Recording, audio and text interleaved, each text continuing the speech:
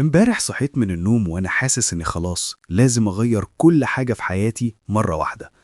قلت هنام بدري وهصحى بدري وهعمل رياضة واكل اكل صحي وبطل تسويف واذاكر واركز.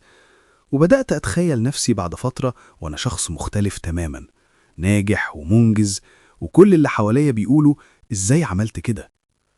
تاني يوم صحيت الساعة 4 العصر وحسيت ان اليوم ضاع. وساعتها بدأت أسأل نفسي، هو ليه دايما بنبقى متحمسين جدا في البداية وبنقع بسرعة؟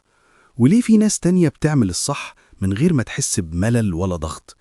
وهنا بدأت أفهم فكرة مهمة جدا من كتاب العادات الذهرية، وهي إن الحماس لوحده عمره ما كان كفاية.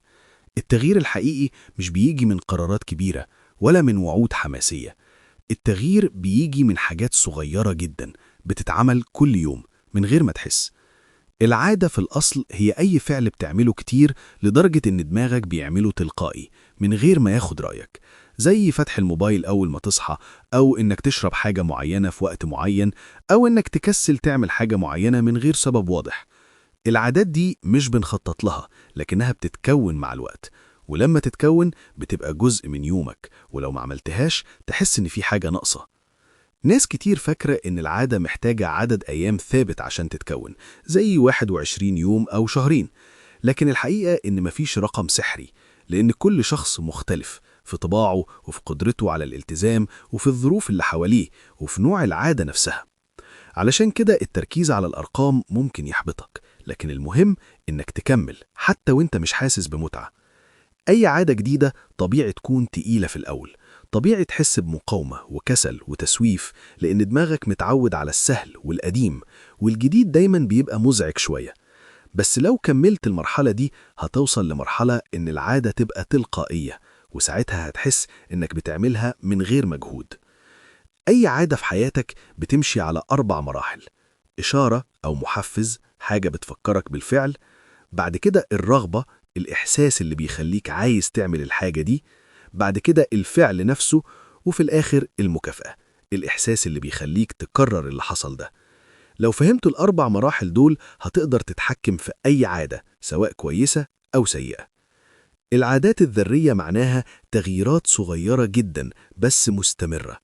5 دقايق قراية كل يوم مش هتحس بفرق النهاردة، بس بعد شهرين هتلاقي نفسك قريت كتاب كامل.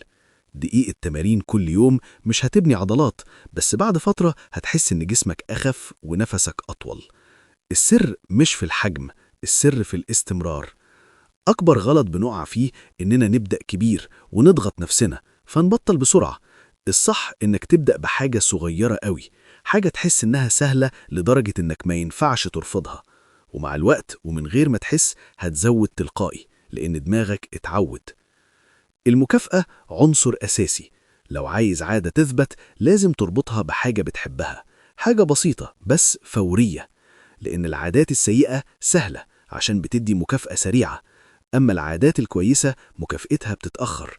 فلو ما عملتش مكافأة صغيرة لنفسك المخ هيزهق.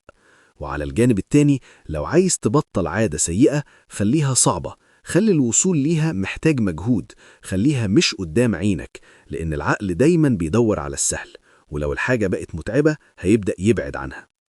من الحاجات المهمة كمان إنك ما تركزش على الهدف قد ما تركز على الشخص اللي عايز تبقى عليه. بدل ما تقول أنا عايز أذاكر، قول أنا شخص منظم وملتزم. بدل ما تقول أنا عايز أتمرن، قول أنا شخص بيهتم بصحته.